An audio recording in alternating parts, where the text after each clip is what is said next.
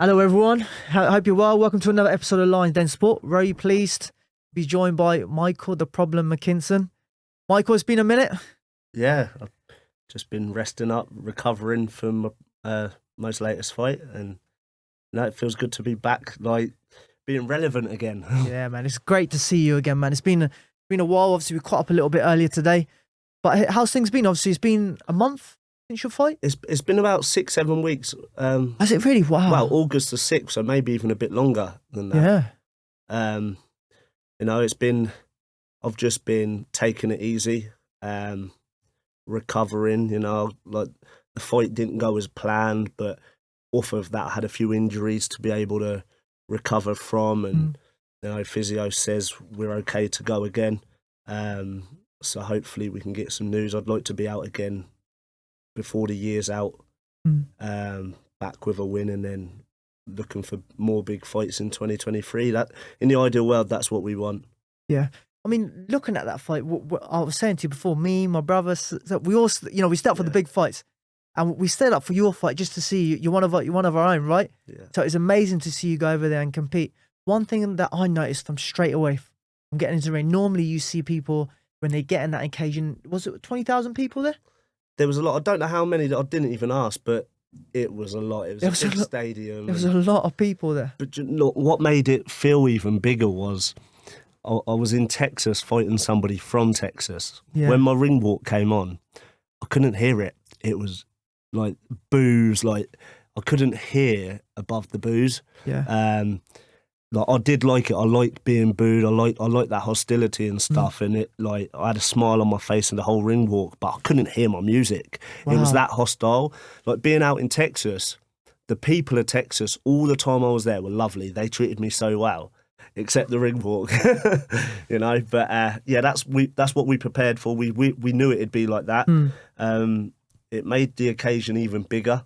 Fighting for a lad from Portsmouth, who's like you've known a long time. We've known you a long, long time, and to be able to fight for a world title eliminator in Texas on a Golden Boy show, headlining, like it was unbelievable. And when I was walking to the ring, like I was just saying to you off camera earlier, it's mad. Like I know I bring the whole of Portsmouth together. Like it was 4 a.m. over here, and I could just feel everybody awake at home watching me fight. And it's such a special feeling to be flying the flag, but to know that how well supported I am, it means a lot, So the fight didn't go as planned. I think I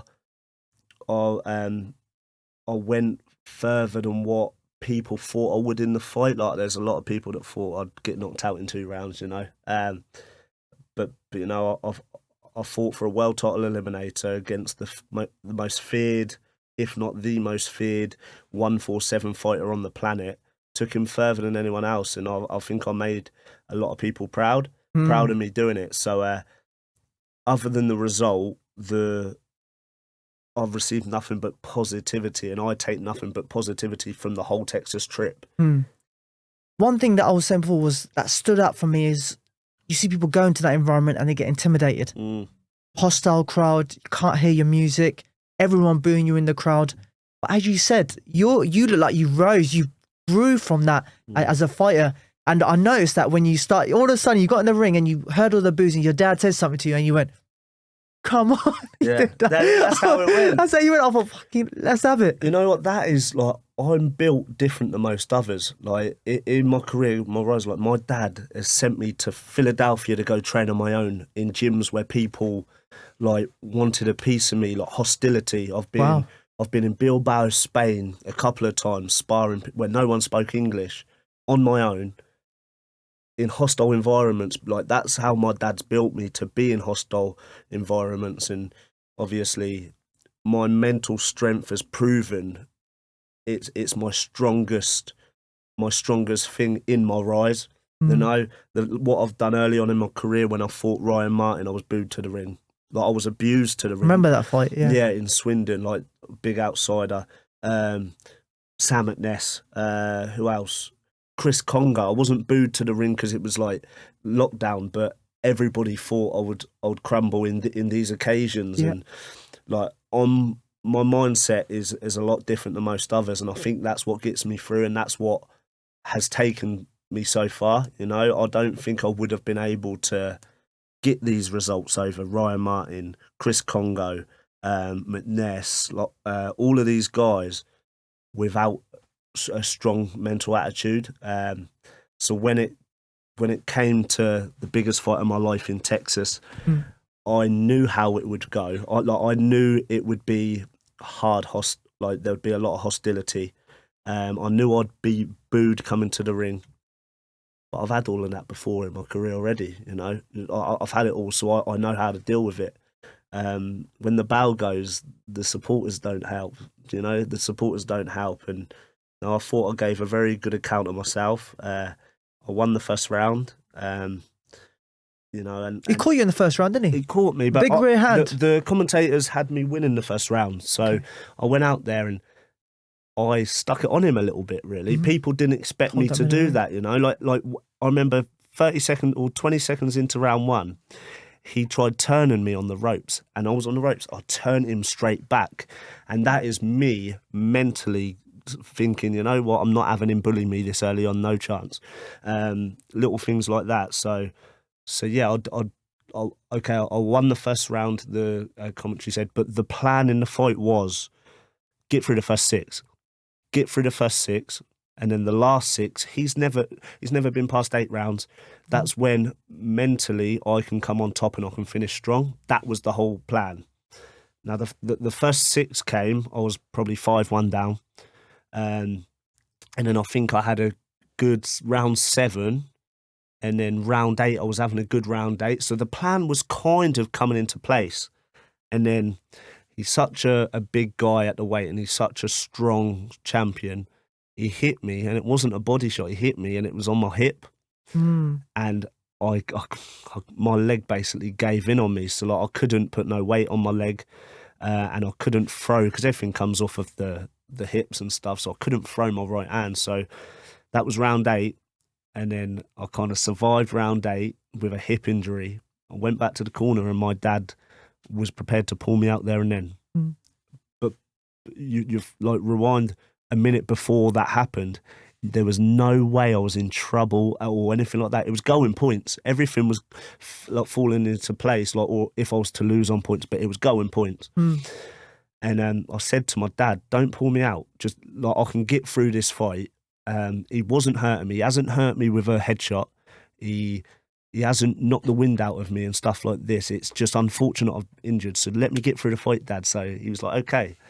And round 9, he run at me and hit me in exactly the same place. He must have known I was hurting. I think when you went down the first time, you went down holding your head, and you gave away that sign that was, and you can't do anything in that situation. But I think that's what he did, and that's when his corner must have said to him, he must hit him in that same space. And round 9, when I went down, that was probably the worst pain I've ever been in boxing, really, in my whole life. But I got to my feet and I said to the ref, "No, like I'm fine. Let's carry on." Yeah. And then as we said, like box in the corner of my eye, I could see my dad on the apron with the towel, so I was trying to stay away, like the ref not seeing my dad, you know. But I was just surviving from there on, and like my dad done the right thing. He got a lot of praise on Twitter. I see afterwards. Oh, he should. Like my dad. There's a lot of people that can be a good trainer, but he's a very good corner man. Very good corner man, and like in a bad way and in a good way, he's very good. So he done the right thing. I can live to fight another day, as they say. It was gutting. Like, say that you get stopped, right? They'll put you on a stool and you sit down on a stool for a bit. I wouldn't sit on a stool. I had too much pride. I went, I am not sitting on that. Right? And then I had to get assisted out of the ring. So obviously it was a hip injury, but little things like getting under the ropes to be able to get out of the ring, I couldn't do it. So I had to get like assisted out of the ring. But out of all of it, going back to when I walked to the ring and everyone was booing me, as I was leaving the ring, people was clapping me, asking me for pictures and stuff like that. And they wouldn't have done that if I went in there and got blown out in 2 rounds. Probably chucking drink at you. You see it before, don't you? Yeah. So I won the crowd over as well with a loss. So other than the result itself, everything else was like positive, and you know, like Team Golden Boy spoke nothing but highly of me after the fight, and they said there's opportunities of me come back. They've got a lot of welterweights out there I could fight. What welterweights have they got? They've got Alexis Rocha, who is is he that guy? that's Blair Cobb. So he fought on the show. Okay. So he's another one. He won, didn't he? Actually, he won. He got a good win. Like yes, the other one. You were maybe supposed to fight him as well, weren't you? Yeah, there's two names, and it's still a possibility I could fight them too. I need to get a win. After I get a win, then, you know, 2023, it could set me up to fight these guys and stuff, because I believe I'm better than them. You know, like I've had 23 fights, 22 wins, and I've only lost to Vergil Ortiz. So I'm still up there. And on BoxRec, I didn't lose any places at all. So in the British rankings or in the world rankings? In the world rankings, I went in, I think, on BoxRec, before the fight, I was 12th in the world on BoxRec. I'm still 12th in the world. Wow. Normally with a loss, you get knocked down loads of places and stuff like that. The organisation rankings were brutal on me because I'd had a loss at WBO. I'm still ranked by the WBA in the top 10 or 15, but the WBO wiped me out straight away. To what? They only have the top 15, so they wiped me out straight away. But on the BoxRec world rankings, just as high as what I went in. So if anything, the loss hasn't really damaged my position. It's made it, like, if anything, my position's even better right now. Well, we've seen about these positions, as they say. Positions doesn't mean nothing. It's how much of a name you are, that's it. And how much you can sell yourself to the public. And you, on the back of that performance, you know, you can definitely go in against a top fighter again. Yeah. And the Golden Boy have hopefully giving you two names that you can fight. Yeah, they're like the opportunity to go back. Not just that, they think I'm very respectful. They have got nothing but respect for me and my team that I brought out with me. They spoke nothing but like good of us and stuff, and they would love to have me back. I just have to have a win before I go back. So hopefully I can get out in the next couple of months and, you know, get back to winning ways, and then 2023. You know, there's more big nights. 100%. Hopefully in Portsmouth. Yeah, I'd love to fight closer to home. Yeah. Where's a venue big enough? That's it. You got Fratton Park, which holds 20,000. That is like, there's no other venues. Hey, sorry, man, I've got to tell you about this as well. I was at Fratton Park. I saw Pompey's first home game of the season. Yeah, and they wished me luck on that. At half time, they wished you luck. I was like, no way. Yeah. I wish I recorded that at that time as well.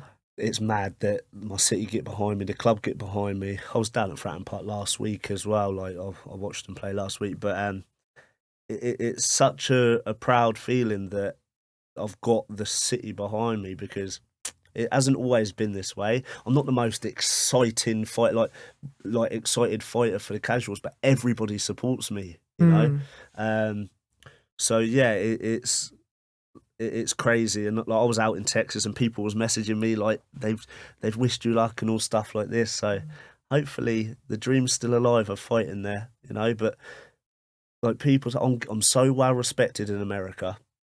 Before the fight, I was probably more respected over there, from the boxing media to the boxing casuals to the boxing people, than I am over in the UK. Maybe, hopefully, with that. Oh, yeah. Is it because the back of Vergil Ortiz? Because you were stepping up? The 2 times I was there, look, when I'm there, I feel so loved and well respected than I do over here.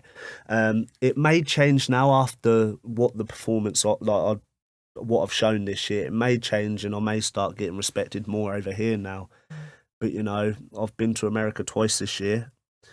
You know, and I earn more money in America. I would 100% go back, but I do owe it to my supporters, because it's been November 2019 is the last time my supporters have been able to fully come and watch me fight. Yeah, because you fought Congo in lockdown, didn't you? Yeah, so I fought Martin Harkin in lockdown first. Then I fought Congo as we were coming out, but it was in Gibraltar.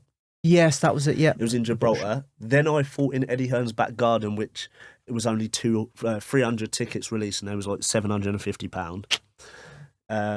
Then I fought twice in America, so my supporters haven't been able to, although they've been supporting me, they haven't actually been able to come.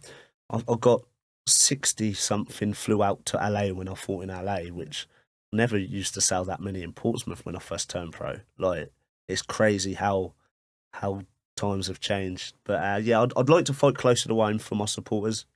But who knows what's around the corner and stuff like that. I'm in the most important years of my life and my career right now. I'm 28.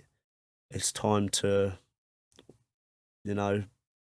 start earning the money, start securing my future, my daughter's future and stuff like that. So yeah, I'll go wherever it takes me. You can travel, and again, you talk about mental strength earlier. That's something that you have to do if you want to fight on the road. Something that comes to mind when you talk about mental strength, always comes to mind is Tyson Fury. Yeah. I remember the Klitschko fight. Everyone wrote him up. Even I wrote him up. I was like, there's no way he can beat Klitschko. No way. I was like waiting for him to get knocked out. But mate, how he boxed through that round. Same against Wilder. Yeah. You got to have that mental strength to get through it. And that's something that you've shown throughout your career. Yeah. Which is amazing. How was it out there meeting Oscar De La Hoya? Because you met him first time and you said you were an opponent, but then you turned into like a good, you were quite friendly. So when I was in LA in March, we knew it'd be like Oscar De La Hoya would be there and all people like that. And I was never going to get a picture with him. I was never going to be all like fanboying him because I was there as the opponent. I was there as the enemy. There's no way I'm showing any signs of mental weakness by asking Oscar, can I get a picture? And then obviously Ortiz unfortunately pulled out, and I suddenly went from being the opponent to being the superstar. Like that whole week, everyone wanted to fight me. I was the name on everyone's lips. So I met Oscar, and like he obviously apologised and all stuff like that. And I asked him for a picture, and Bernard Hopkins and all these people, and as they say, work hard so your idols become your rivals, and that's how really it is. And then obviously they were in Texas as well, but I was fully in opponent mode. There's no way I'd go over and say hello and stuff like that. They're good people. They treat me well. Golden Boy's an amazing team.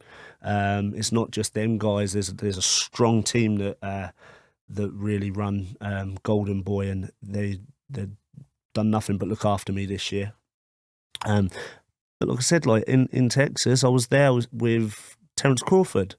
Yeah, he was there in the crowd, wasn't he? Yeah, like on the day I got there was the public workout. I was next to him in a minibus, and he was in the hotel and stuff like that. That's how my life is now. Like we are on the biggest stage of boxing, and there's all these big names around me, but I'm so focused on not being a fanboy and stuff. Like obviously these guys are guys I like look up to and stuff, but I'm not going to be one of them people that beg for ask for a picture and stuff like that, because they're rivals. You know what I mean? So even Oscar De La Hoya and Bernard Hopkins, they're practically your rivals as well, because they're going against you. It's the team. So they all know who I am, though. That's the most important thing.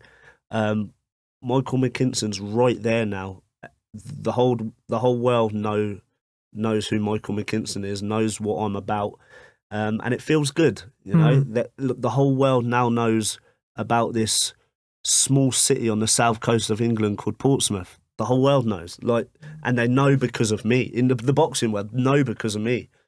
It makes me very proud. So yeah, hopefully Vergil Ortiz can go on to win a world title, not just one world title. I won't be happy if he wins one world title. He needs to win multiple world titles, because then I'll be happy that I shared a ring with him, and I'll be proud of that defeat. Yeah. It's not the end for me. Like Vergil, he's a big guy. Is he? Oh, loads of people said that. Obviously, I got a few contacts out in LA. They're saying how he makes the weight. They don't know. So I watched the your podcast with my brother the other day. Yeah. And he was like, you was asking him about how big Vergil Ortiz. Now, they have a pretend weigh-in, so it's called a ceremonial weigh-in. The real weigh-in is behind closed doors in the morning. Okay. And then by the time you guys see the cameras, we're already refueled and stuff a few hours later, and they just say what... They've only recently started doing that, haven't they? Yeah. It's better. Yeah, so Vergil Ortiz, a few hours before everybody else see him, I see him at the real weigh-in, and he looked ill. He looked Really? very ill. He did. And we were all like he made the weight like the true professional he is, but he did not look half of himself. And I remember he got off the scales and he necked 3 Gatorades in a row. And like, I was there with my nutrition. He said that can't be good for him. Like necking 3 Gatorades in a row, 3 bottles. And, you know, a few hours later, he looked a bit better at the like the 10 weigh-in and stuff. He looked a bit better, but people didn't see how he looked a few hours before.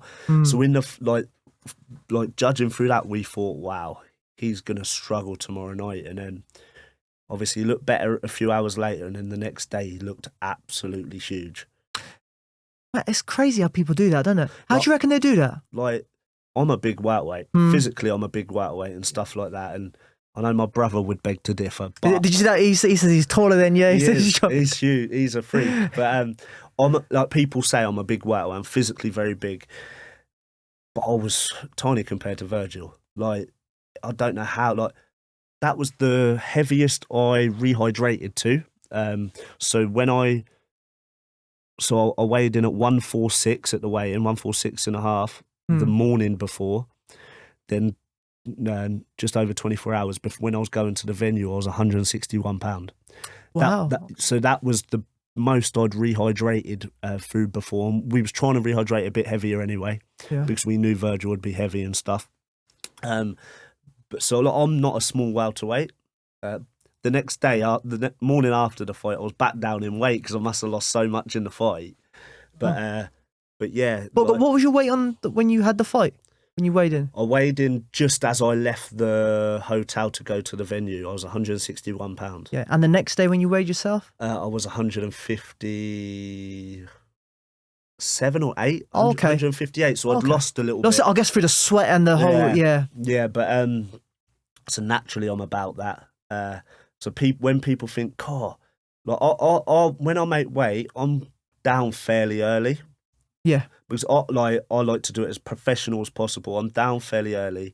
Most boxers get a little paranoid about their weight anyway, but I've got a good team that I listen to. Who's in your team?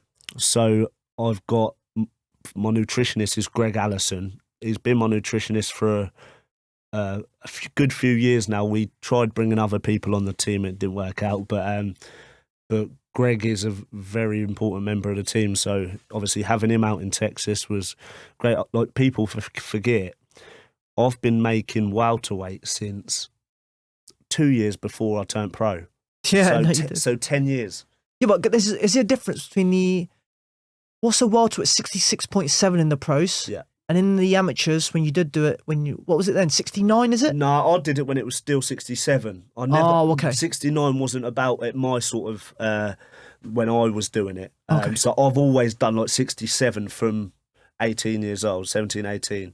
But, you know, like when you get a good team and you get knowledge on your team, it is very helpful. I'm a very big guy now for the weight. But I'm never too far out of it. And I'm always down early, which I think is important. So yeah, I'm not welterweight right this second though. No. Yeah. You still look quite slim, mate. You definitely still. I look after myself. I think that's important, especially being a professional boxer. It's not just training camps. You've got to kind of be professional 365 days a year, especially at the level I'm competing at. So for example, if I was to go on holiday, I would 100% be in the hotel gym. You know, like that. Them kind of things never used to be like that, but now I am. I've just been on holiday to Miami and Vegas, but I was still going to the gym. Nice. How long did you spend out there? I spent 10 days altogether. So I spent half in Miami, flew from Miami to Vegas, lost some money, and then. Did you go to the 5th Street gym? I walked past the 5th Street gym, but no, I didn't. I was in a taxi past it. I couldn't find it. It's like a normal shot. It's like a little shot. Yeah, so yeah. I was staying just off of 5th Street. Oh, same, yeah. So South Beach and stuff like that. And, you know, it's at the time, I was still kind of like down in the dumps and stuff like that. When I was in Vegas, I went to Mayweather's gym. Did you meet Mayweather? No, didn't meet Mayweather. I just went down there. Twice, actually, I went down there. Spoke to a few of the trainers. Did they recognise you in there? One of the trainers did, yeah. One of the trainers did. You know, because I think 4 weeks before, 3-4 weeks before, I was headlining in America. So Yeah. So yeah, it was good. Like I've been a professional boxer. I couldn't not go to a holiday in Vegas and not visit Mayweather's gym. Mm. No, and it was a lot smaller than what I thought it'd be. Is it really? Yeah, a lot smaller. It looks. I think they got a couple of rings in there, though, right? 2 rings in there. Okay, I thought they had more than that. No, 2 rings, and it's just like one room. It's not big at all.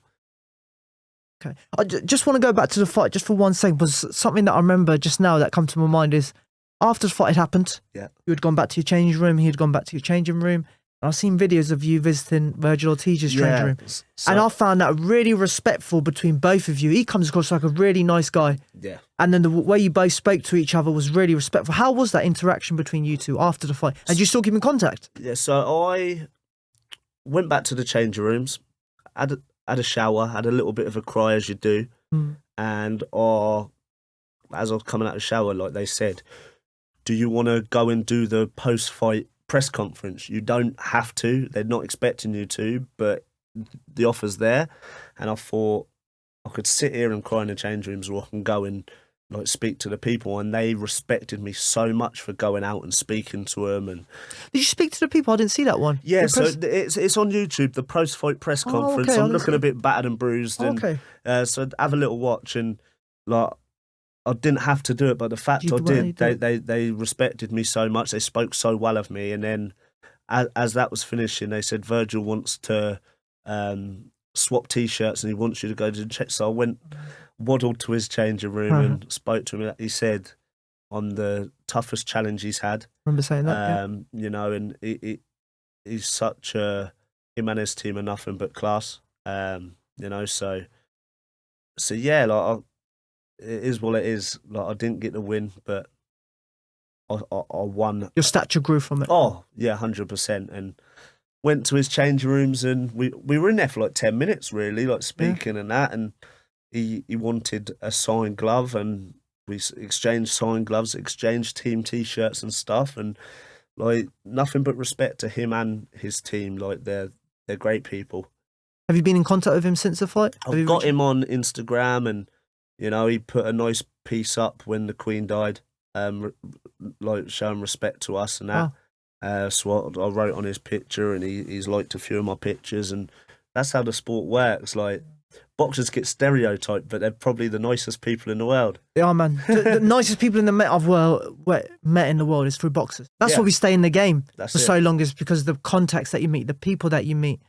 Obviously, met yourself, met so many other great people in the sport that we're so fortunate to meet. Yeah. So, you know, there's no sport like it. Unfortunately, the politics side of things does tarnish the sport a little bit. And I guess you're experiencing that a little bit at the moment, right? Yeah, I'm experiencing just a little bit. Like with the Ortiz fight, people think, like, obviously I was due to fight him in March.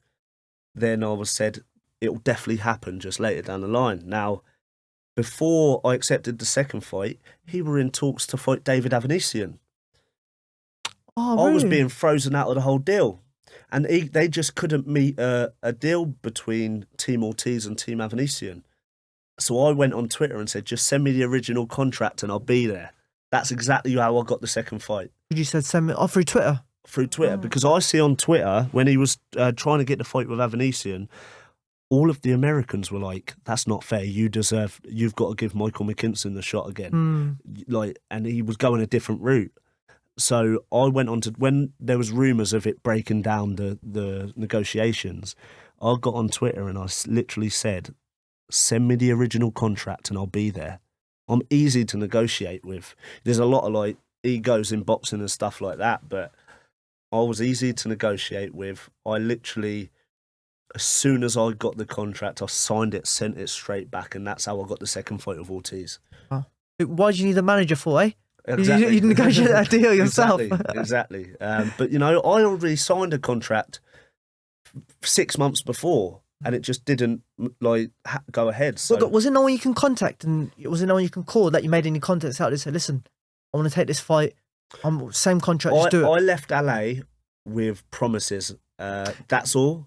You know, they didn't need to, like, rearrange the fight, but they said they would. Then they was going a different route and stuff like that. But I can moan about that, but I still got the fight in the end, didn't I? You did. Still got the fight. Still got to go out there, change my life. This year I've changed my life like massively. Financially or both? Financially, my career's changed. You know, like this year's been the best year of my life. You know, so like I can't moan. I'm in a good position still. A lot of people know who I am. Financially, I've gained a lot this year, and I'm still here, ready for big fights. So I can't exactly moan. All right, I've lost, but what do I do? Sit back and moan, or think about all the positives I've gained from this year? How, in terms of your name out there more, in terms of your recognition, obviously financially is amazing, it's changed. Yeah. Your career-wise changed. Yeah. How has it changed your name? Are you being more recognised in the crowd? But you remember Tony Oki back in the day, especially for Portsmouth, he was the one. Yeah. And since then we've had no one, and you've just come on the scene. Are you going down a similar route, but your name's more known, more out there worldwide, would you say? Oh, definitely. You know, we're good friends with Tony. Like, my dad was part of Team Oki, so that was kind of my early days in boxing was surrounded by Tony. He used to come round my house every day, open the fridge, eat our food. You know? Really? That's the type of relationship we had. Yeah. So yeah, but like the last couple of years for me, I feel like I've gone a little bit beyond that. The only thing Oki did that I haven't done yet is he bought Sky Sports to Portsmouth. At the Mountbatten Centre, wasn't it? He bought Sky Sports, and that hasn't been done since. And you know, that was a big thing. I don't think they'll go to, like, nowadays, I don't think they'll bring Sky Sports to leisure centres and stuff. But that's one thing about Tony Oki. He could definitely sell a ticket, and he could definitely put light onto Portsmouth. And I'm doing that internationally. But a goal of mine is I want to bring Sky Sports back to Portsmouth like what Oki did. You know, so, but yeah, it feels good. I'm well known. Like being out in Texas, this time was good. Texas was a better experience than LA. LA was all over the place, but I can't remember. Yeah, mate, it was. But like I was out there with my dad and my brother. And both times, wasn't it? Yeah. Yeah. Well, my brother went with the boys to LA, but this time he started his training camp with me. Yeah, I remember. He was sparring. Like, I see Lucas. He was out sparring at the beginning of this whole camp, and he was. You know, I spoke to your coach Miles, and he said he's done very well out there. Lucas was dropping a guy in sparring. Like he's a very good fighter, Lucas. He's better than me, and I say it so much, and I say it with pride. But you know, being over there, like also. Lucas got to work the corner with my dad and Miles and Mark Coombs. Like he got like a Texas license to be able to work my corner. Like that was special. Yeah. You know what I mean? Like me, it was me and my dad started out in boxing. Lucas followed me into boxing. But like all we've ever known is boxing. That's like since a very early age, like especially my dad being my dad.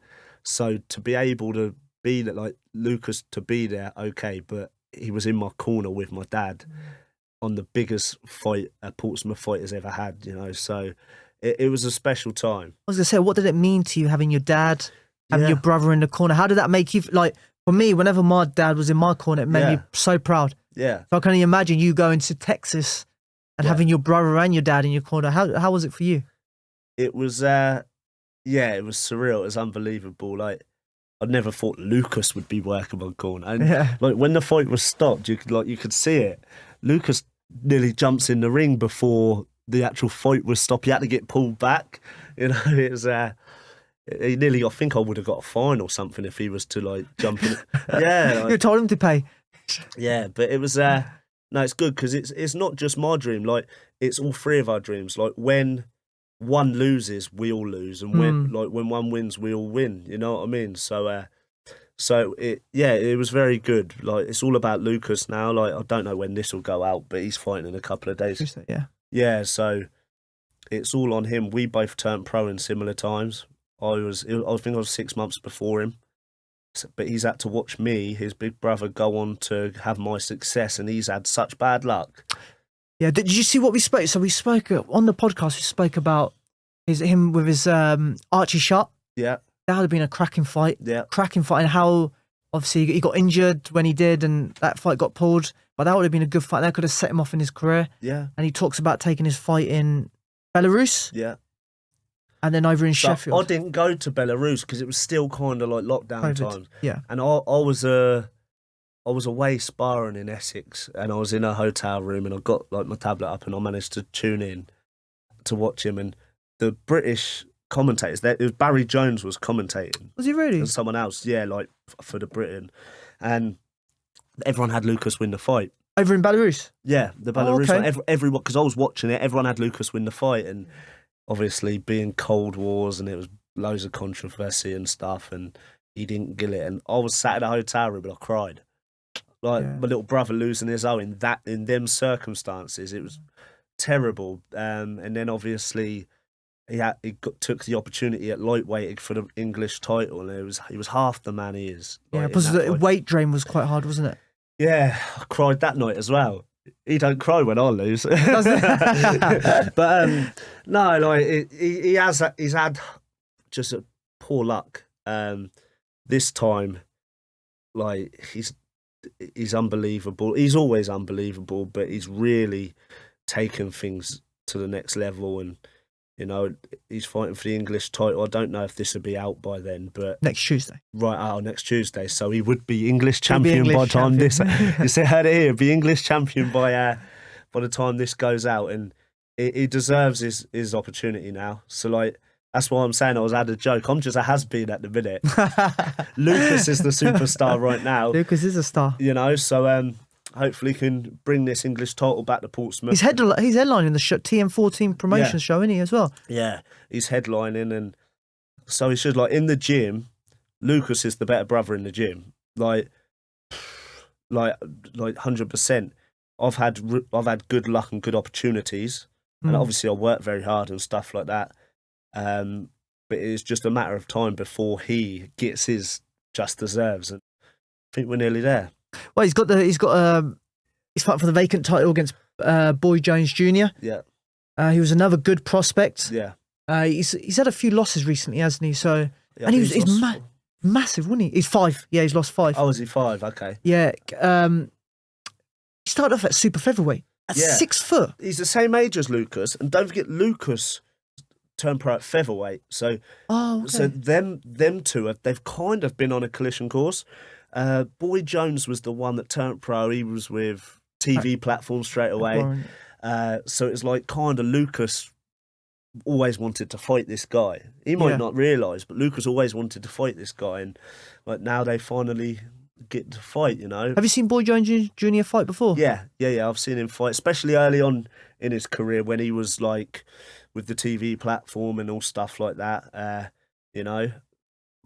But he's a good fighter, but I know how good Lucas is. You know, I really know how good Lucas is. What a scrap for the English title as well, to be honest. What a scrap. Yeah, you know, it's a good fight, a real good fight. You know, obviously I back my brother. I'll back him against probably any 140 fighter out there. So it's all good, you know. Like people know who I am. In a minute, they're going to know who my brother is too. Yes. You know, so it's all good, and I'm excited for him, and I'm happy for him. You know, because I've done like he's watched me and he supported me in my rise and what I've like my bit of success I've had. But now I get to support him in his title reign. His quest. That's it. Amazing. It's funny, when I was speaking to him before, he said that the plan was never to be a boxer. Yeah. It's to be a breakdancer or a dancer he's doing and stuff. I was like, really? Lucas was a really naughty kid. Yeah. He went to behaviour schools and stuff like that. He was fine. Really? Like, I don't know if you remember Lucas when he was young, but he was always tiny for his age until about 17, and he shot up. He was always the smallest weight class and all stuff. He was always tiny, so he was a fiery little kid. Really? And I remember it was always me, and I'd started fighting, and when I was like 11, my dad used to I boxed for Stacey Club, but my dad every Wednesday took me to Guildford. And is that John Edwards' gym? Back then, and I was sparring and stuff like that. Them boys from early on, and Lucas joined in just randomly on one day, and all of a sudden he was like a natural. Now Lucas, his first 10 amateur fights, he won 9 of them. Oh, okay, well, and that one loss came on a 2-1 defeat on computer scoring. Yeah. 2-1 it ended against Sonny Edwards in the schoolboy semis. I remember him saying that, actually, yeah. So Lucas was talented from very early on. Like, you know, he's always... He made the quarters and stuff, didn't he? But I think you got to the finals, a few finals. He made the semis, the quarters a couple of times, and semis quite a few times. Okay. Yeah, of like the junior ABAs and schoolboys and stuff like that. I more or less every year was a semi-finalist, and I got to a final of the NABCs. And did you make the Harringate? Did we do the Harringate same year? And did you get to the final as well that year? No, I just boxed once, but we was in the same year. We did the same year. Yeah, I remember. in the same year. 2011, I did the Harringate. A photo come up of us recently. Yeah, that's it. And I was like, oh mate, how long ago was that? Was that 2011? Yeah. It's crazy, isn't it? Wow. So it's a senior competition. It was just after my 17th birthday. I turned 17 in April, and then I think it was May or June. Yeah, something like that. Yeah. So yeah, I only had 43 amateurs. I had 38. Did you? Yeah. And you must have had more seasons than me. Yeah, because I my first fight when I was 19 though. Oh, did you?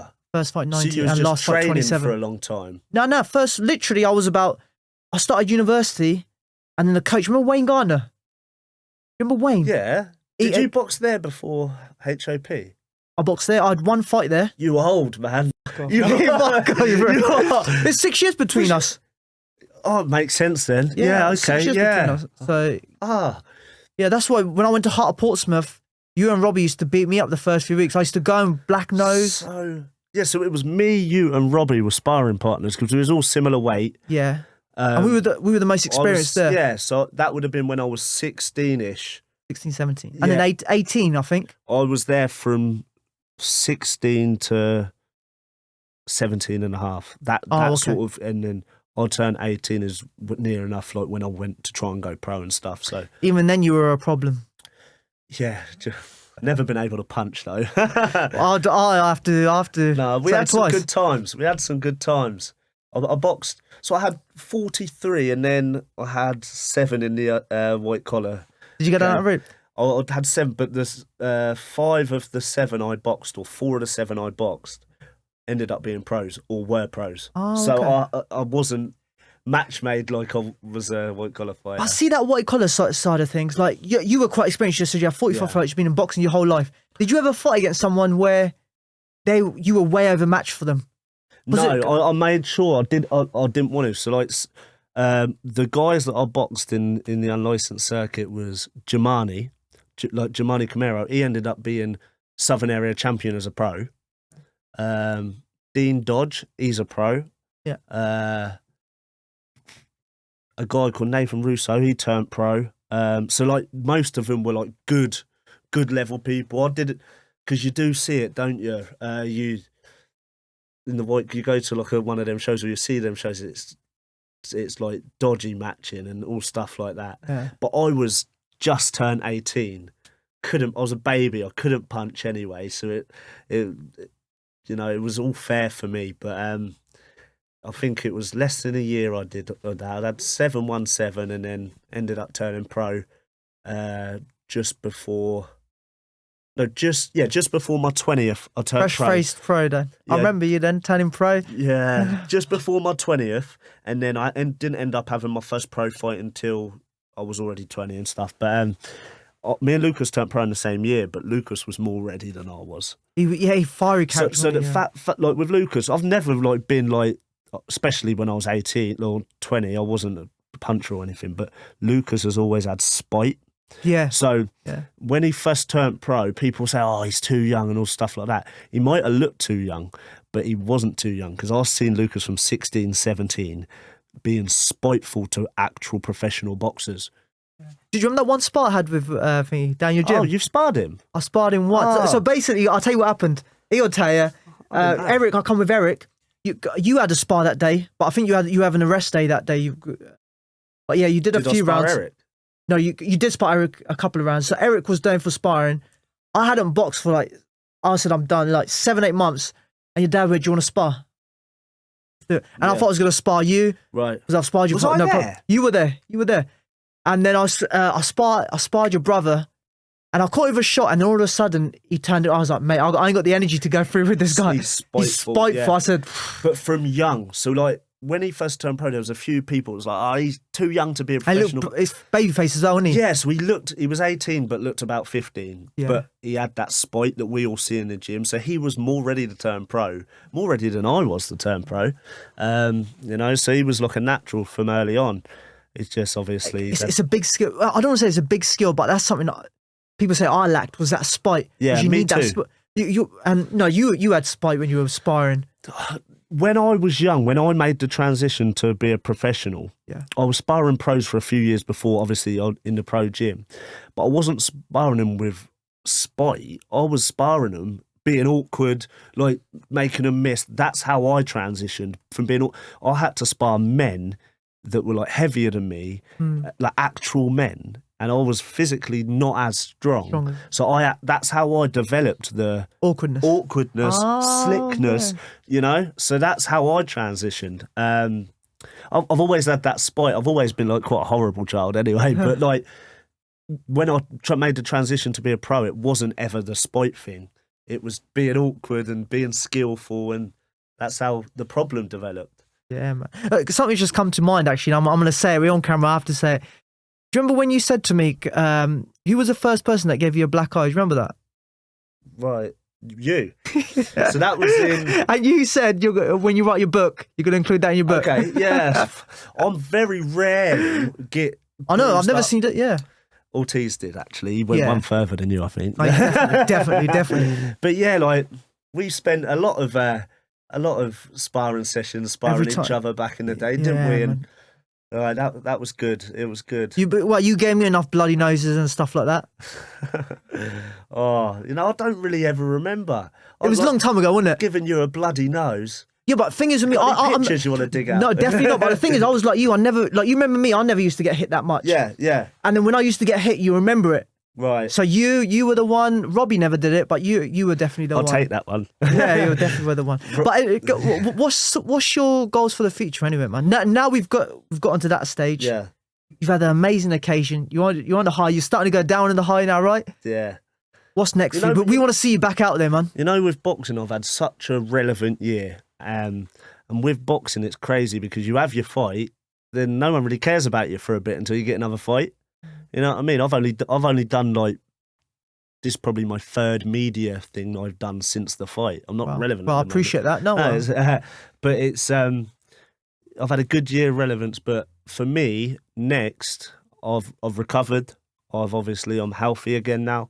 I'll get to be a proud big brother, and like hopefully Lucas gets through this the weekend, and then I can plan my next route. I want to be out in December. I'd rather fight in December than fight in January. Yeah, get Christmas. Yeah, enjoy Christmas. Like most boxers. So in the ideal world, if I can get out before the year's out, get a win, then we plan the takeover in 2023. I love to see you on this side of the plan. Yeah, Conor Ben. Either way, my next one will be closer to home. Yeah. So like I don't know where yet, I don't know when yet, but it will be closer to home. That big fight in the summer against Conor Ben. Yeah, he's He's obviously got a big task ahead of him, which I don't know. I don't know. But you know what? It's getting people talking though. It's getting people talking. Fair play to him. I'll give him a chance in it. Like, do you actually? Depending on how. There's a big question on Eubank losing that extra £3 and being a rehydration clause and stuff. Like, you've seen him as well, and he's a big lad. Yeah, I've sparred him. Yeah, I remember. But he is and he's shredded at 160. So how's he going to be at 157? But you still make Eubank the favourite, like, and so rightly. But it wouldn't surprise me if Conor Ben done a lot better than what people thought.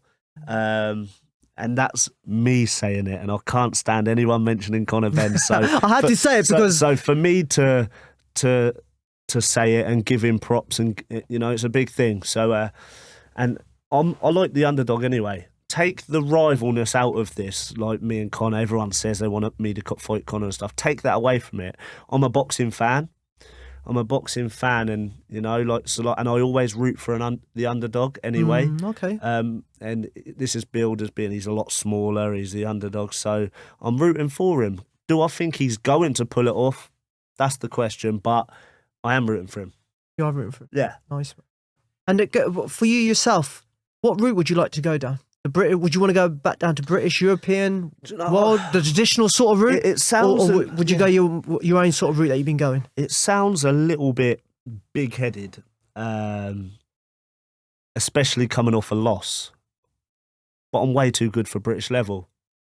Like the British champion, he's just won the British title outright on the weekend. Actually, Echo Suman, like fair play to him and congratulations to him and stuff. But I've been ahead of that for years. Like, have been ahead of that level for years, and it comes a time where should I be looking at that level or should I be looking at European and world still? I've just gone out to America, which nobody would have done what I done, firstly, and proven that I'm a world-class fighter.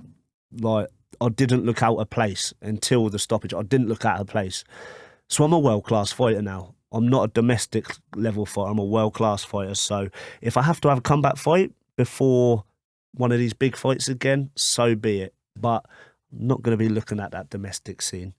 Now, as a boxer, I'm not going to be looking at the domestic scene, but as a boxing fan, it's a great, like, from number 3 to number 15 in the welterweight division, it is unbelievable. And like, for them to be fighting each other, it's great. Now, I do think, because number 3 is Chris Congo. So it goes, Really? It goes Ben, McKinson and Congo. So Congo's number 1 in the country. No, Ben's number 1. McKinson, me. Oh, okay. Then Congo. Got ya. Then Okay. Asuman, and then the rest. So look what I did with Chris Congo 18 months ago. So why would I be looking at anyone below him? That's how I see it. Yeah. But it is a great time to be a welterweight for them guys and stuff like that. But I'd like European. I'd like, like, I'm not far off the world scene anyway. Like, I've just proven I'm world class. So they're the fights I want, them big names, them household names. I fought Vergil Ortiz, who's kind of a household name and stuff, and I didn't look out of place. So there's plenty of big fights out there for me, plenty of exciting fights for everybody. And I've made it no secret that I'll take these big fights, so it's all good. Amazing, man. I'm going to ask you a question that I asked your brother last week as well, because I noticed it on your shorts as well. Yeah. You've got your daughter's name on your shorts. Yeah. I know personally that means a lot to you, but I like to hear it. Yeah. What is it? Why do you have your daughter's shorts name on your shorts and stuff when you're fighting? Yeah, all changed. She was born the end of 2016, so I'm nearly 6 years deep. Wow. Nearly 6 years deep. So, but like, I remember when she was born, I was 10-0. Couldn't sell a ticket, didn't earn anything from boxing. I was 10-0, and I said to my dad, like, because I boxed the day before she was born, and my 10th pro fight. Yeah, I said, Dad, when am I going to get these big fights? Like, I'm 10-0, I'm better than fighting these journeyman guys and stuff. He went, stay in the gym. Now, I was on paternity, so I had no choice but to stay fit, stay in the gym. Oh, okay. And then in the January, we got the call. She was born in December. In the January, we got the call. Yeah, Ryan Martin for the WBC youth. I remember Ryan from the amateurs. He was the best lad my age. Is he with Adam Booth now? Yeah, well, he was. I don't know. He lost again for him, so I don't know. Did he? But he was like best amateur, and I took the fight. But that was my first time I wasn't fighting for me. I was fighting for my daughter. Now, it was the hardest training camp I've ever had, because I'll tell you how it was. I had a newborn baby daughter at home.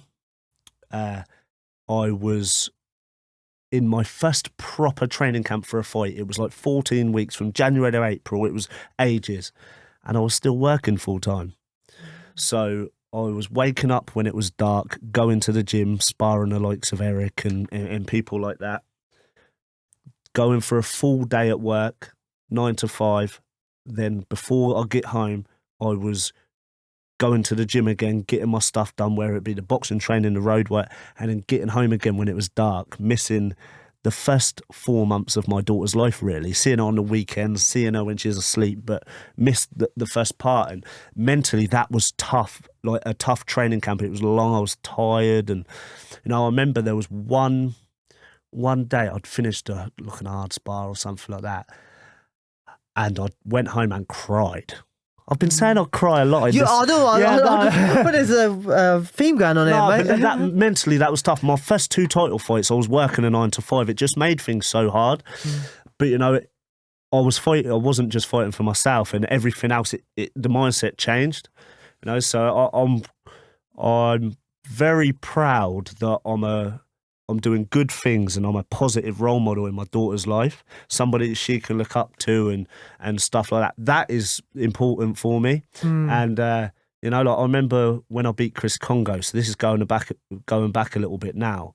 I picked her up, it was out in Gibraltar. I picked her up from nursery at the time. She was in nursery, and her nursery teacher was going, "Oh, Tiana's come in to nursery today saying her daddy's famous and he won a big fight on TV." That makes me proud. Over anything else, being a dad's the most important thing, and being a good dad's the most important thing. So the fact that I can make her proud over anyone else, yeah, I'm winning. That she don't have to go to anyone else. Oh, I'm proud of that. But she can go to her dad and say she's proud of her dad. And how important is it to be a positive role model? You know, over the last couple of years, I've kind of taken that role. Like, I'm a positive role model to her regardless, boxing and not boxing. I'm the person she looks up to day in, day out. But I'm a positive role model to a lot of people. I inspire a lot of people. I get messages on every couple of days how I inspire people, and I'm a role model to them. Young lads starting out in boxing because they've seen me, and wanting a box because they've seen me, and stuff like that. So that's why I'm so professional nowadays. I'm so professional outside of boxing. You see me on the street, you see me on night out. I'll give time to everyone because I know there's a lot of people that look up to me. So you'll never ever see me acting like an idiot or stuff like that, because there's a lot of people watching me, and there's a lot of people that look up to me. So yeah, my Michael McKinson is 365 days a year I stay professional. Be that role model for you. Be that role model. And I can personally say I've known you for a long time, and I've never seen you be disrespectful. No. And this is me, but like this is never seen you be disrespectful. We have a joke, we have a play about, which we all do. But honestly, I've never seen you be disrespectful to anyone. No. And I think that's a perfect role model for someone like that. And people should look up to you, man. I've been like, do you know what scares me the most, right? I don't really go out or anything anymore. Like, everyone knows me, but scares me, like, if I'm out and all of a sudden somebody's like, "That's Michael McKinson, he's acting like an idiot." I could never be that person. Yeah. You know, I could never be that person. You see some famous boxers do that, haven't you? Yeah. I don't want to name any names, but you see some big names all the time, and you're like... Yeah, but there's a lot of people that are watching me and a lot of people looking up to me, so I just try and stay as respectful all the time. You know, don't want people. I see that Michael McKinson the other day. He's an idiot in real life, or he didn't give me time. He didn't want to speak to me. It gets annoying sometimes. Don't get me wrong. You know, like, say that I'm out with my girlfriend or stuff like that, and then people ask me for pictures over and over all through the night. It's okay for a couple of times, but then it kind of like ruins the night. But you never see me getting annoyed. Inside, I'm getting annoyed, but I would never show that. But do you know what? We should, like, you see loads of boxers who during the time they had that same impression, like, leave me alone. Yeah. But when they're not relevant, they miss all that, right? Yeah. So I think embrace it, take it on. But when you are with your family, it's having that space. Isn't it? There's been a few times I've been with Tiana, and these people asking for pictures, and I've had to, like, Tiana, wait there a second. Like, that's always hard. And then Tiana's there like, "Dad." I'm surprised not asking you to take the photo. I'm an embarrassing dad. Yeah, that's it. Yeah, Tiana, can you just... That's how it is. But, you know, it feels good that there's a lot of people that appreciate what I do, support what I do, and look up to me. Like, that in itself is motivation. It spurs me on to carry on doing what I'm doing and carry on being successful and even more successful. Are you thinking about life after boxing? Not yet. Like, this year I've had a real good year, and it's time to kind of secure my future, and, you know, I haven't, up to this stage, I haven't got a whole lot to show out of boxing. Now I can, so I need to start thinking what I want to do next. But I'm 28. Like I was saying it to you earlier, I'm 28, but I've been in boxing like 100 years. So there is going to be a time where I've got to kind of make a plan and find out what I'm going to do next. But whatever I do next, it will involve boxing, because boxing's the only thing I've ever known. I get you. So I'll stay in boxing somehow, like, but I don't need to think about that. I'm still just as hungry. I'm even more hungry now that I've tasted what it's like on the big stage. I've tasted what it's like at that world level. So yeah, I'm 28, but there's hopefully many years to come. Hopefully more. Many more successful. That's it. I turned pro at 20, and I didn't really get what I wanted till I was like 26, 27. So, these next few years are the most important ones for me. Like 28 to 31, these are the time. It's my prime. So we'll see. Plenty of big nights. And we'll be certainly there to support you. And obviously, the main important thing we've got to look forward to is your brother to bring back the title. Yeah, well, when this comes out, he'd already be English the champion. English champ. And if not, edit this bit out. No, I'm sure he'll do quite well, brother. But hey, Michael, I want to really appreciate you. Thank you for coming down. If there's anything else that you want to leave us with, please leave us with it. No, it feels good. Thanks for having me back on. Like those of you that don't follow me on my socials, because we will have news soon.